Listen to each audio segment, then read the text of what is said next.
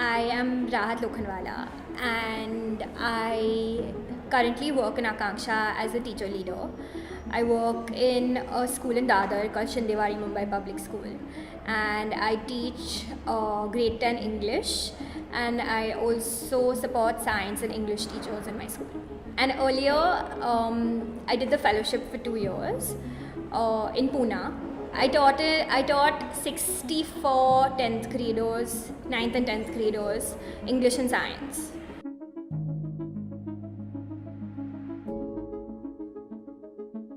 In 2 years, like I've seen the transformation in them. Like they've learned how to take initiatives, like them kind of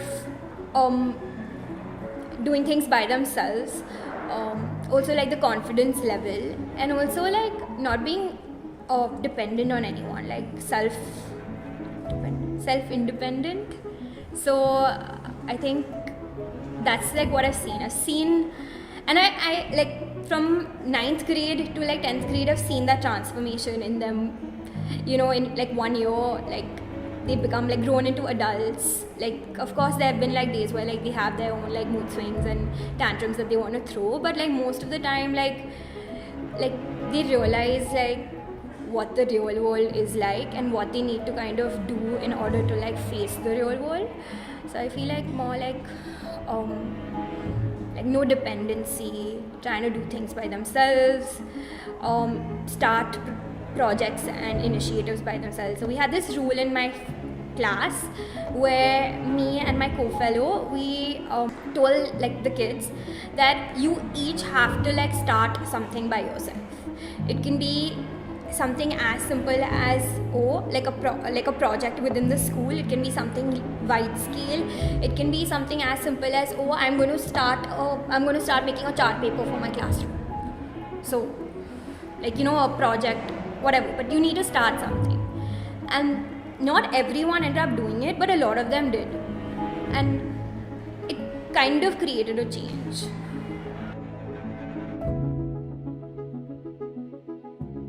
So one of like something that I kind of resonate with a lot is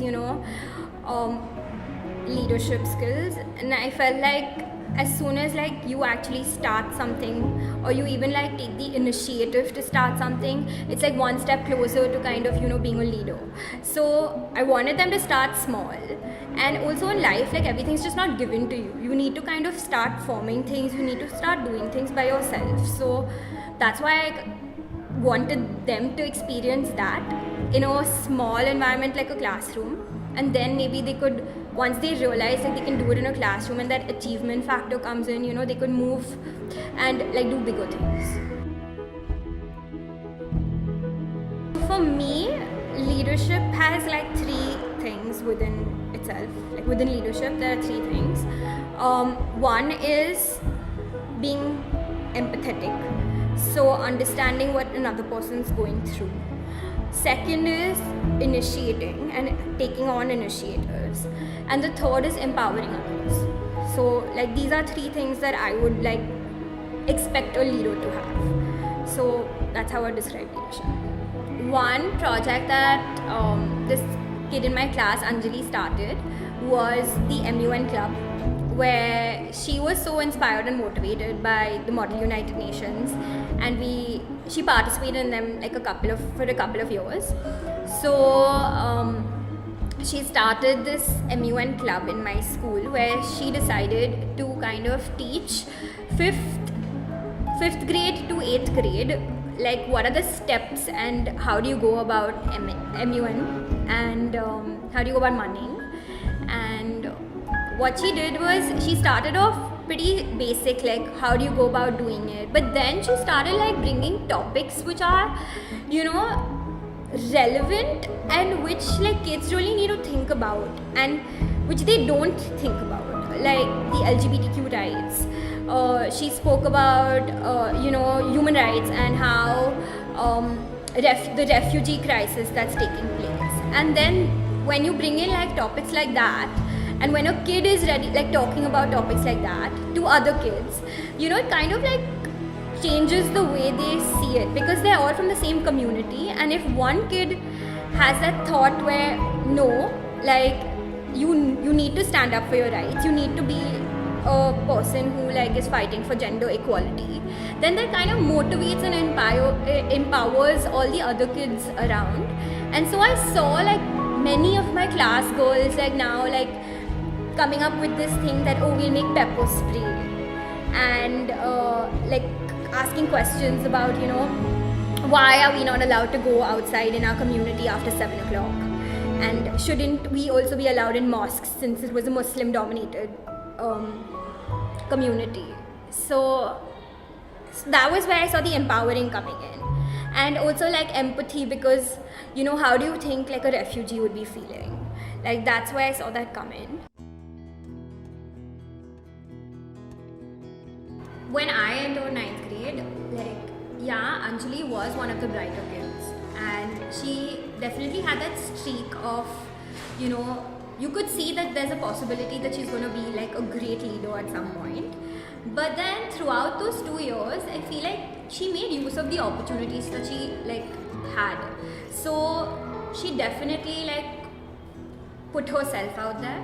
She applied for everything possible, whether it was a KER lab that was being run in Pune, to like the MUN, to the JFK coaching, to the institute, being an intern in institute. And I feel like I saw like a huge shift in her after she came back from the institute, where she was like, you know, doing the internship for the first time, because that's when she kind of interacted with like so many people from so many different backgrounds and so many different cultures, and I feel like that exposure kind of, you know, made her want to do more.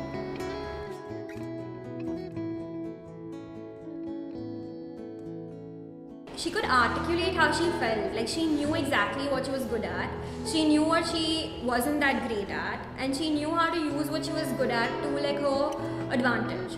So she knew that she's a great orator, she knew that she can speak well, she's confident, and she used that to her advantage. She took opportunities very selectively, you know. She didn't like apply for everything, but she kind of like strategized as to, okay, I'm really good at MUN, so I'm really good at speaking, so I'll join an MUN. Most of the girls within my class, like, she was the one who empowered them. So she used to go to the community center as well, and in the community center, she was the one who would kind of, you know, tell them that, oh, let's do this, or you could even do this. And she started this thing even in the community center, which was called like learning circles, which she learned from Insti. So she took it back and she started doing learning circles within the community center. And so it started off by her taking learning circles, but then slowly she started assigning like weekly that, you know, every kid would take a learning circle. And so then it kind of helped in the development of others as well. And that's exactly what a leader does, right? I think she's quite inspired by seeing things around her. I don't think it's only us or anything. I feel like, you know, she's like had a lot of exposure, and I feel like she has that passion within her that, you know, no, I want to make that change. I think she's motivated by like people around her as well, but she's also motivated, like she also has that intrinsic motivation that she wants to be a change maker, you know, she wants to really like change the world. And like this one thing that she keeps saying is, you know, we should spread love. So yeah, I feel like that's where it kind of comes from.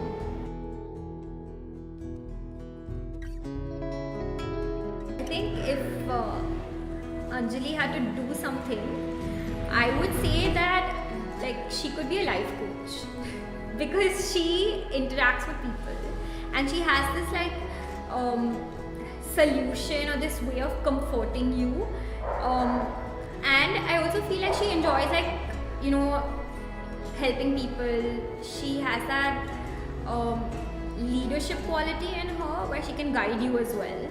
So that's what I would think she would be doing. Or even like, I know like at some point she thought about doing the fellowship as well. So I don't know what she would do, but I feel like she could do this.